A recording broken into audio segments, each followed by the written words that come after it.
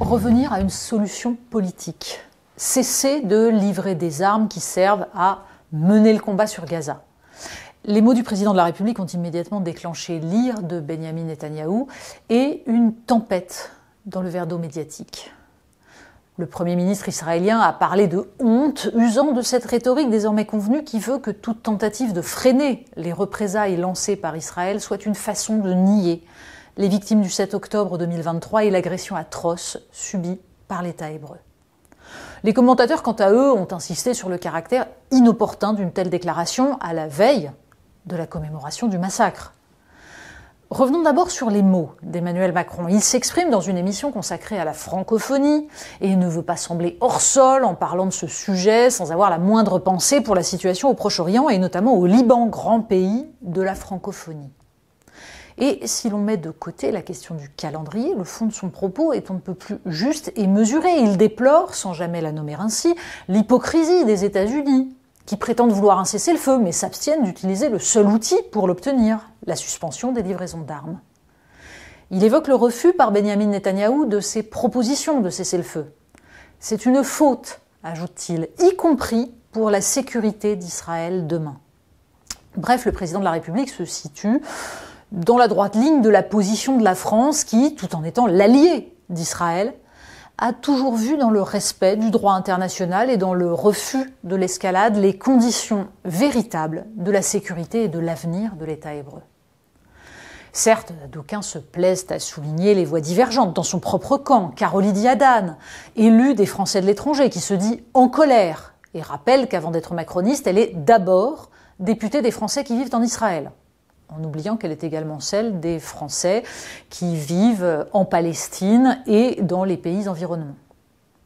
D'autres, comme Aurore Berger ou Sylvain Maillard, ont également éprouvé le besoin de marquer leurs divergences. Pire, le nom du président de la République, cité par Michel Barnier, a été sifflé lors des cérémonies de commémoration du 7 octobre organisées par le CRIF, certains dans l'assistance criant « des armes », pendant que d'autres applaudissaient à grand bruit le courage du Premier ministre qui, lui, avait parlé essentiellement de la lutte contre l'antisémitisme. Peut-être faut-il rappeler que, par-delà les doutes qu'on peut nourrir sur l'opportunité d'une telle déclaration à la veille du 7 octobre, ou sur les difficultés d'Emmanuel Macron à adopter une ligne claire sur les questions internationales, le véritable courage consiste bien de la part de la France à se faire l'avocat de la paix, plutôt que de laisser Benyamin Netanyahou dérouler son agenda au risque de voir sombrer l'ensemble de l'édifice du droit international patiemment construit depuis la fin de la Seconde Guerre mondiale. S'il est une tradition de la diplomatie française, c'est bien de se détacher du messianisme occidentaliste qui caractérise notamment la politique américaine et qui divise le monde en deux camps, celui du bien et celui du mal, avec pour objectif de convertir chaque pays au bien, c'est-à-dire d'en faire des satellites.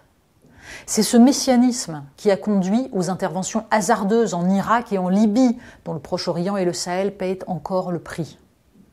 Depuis un an, la logique de guerre qui s'est imposée après l'horreur du 7 octobre n'a fait qu'enfermer Israël dans un engrenage terrible, qui le condamne à écraser indéfiniment ses ennemis sous des déluges de bombes qui ne peuvent que leur apporter de nouvelles générations de combattants.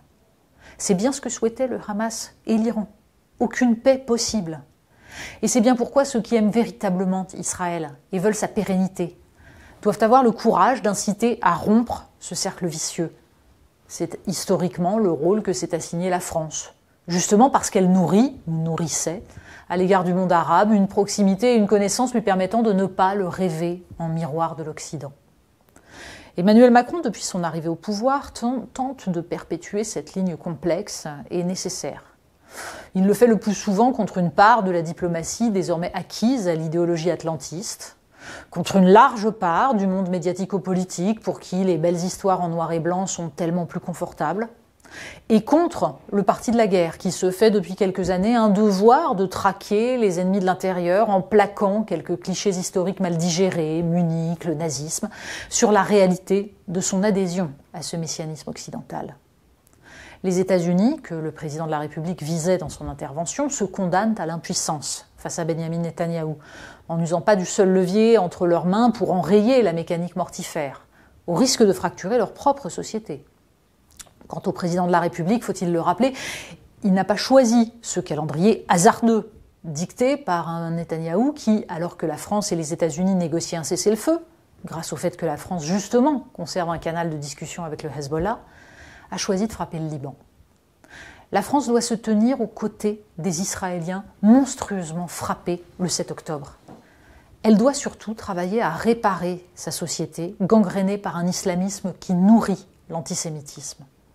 Mais elle doit aussi œuvrer dans le sens de la paix, dans le sens du seul avenir viable au Proche-Orient.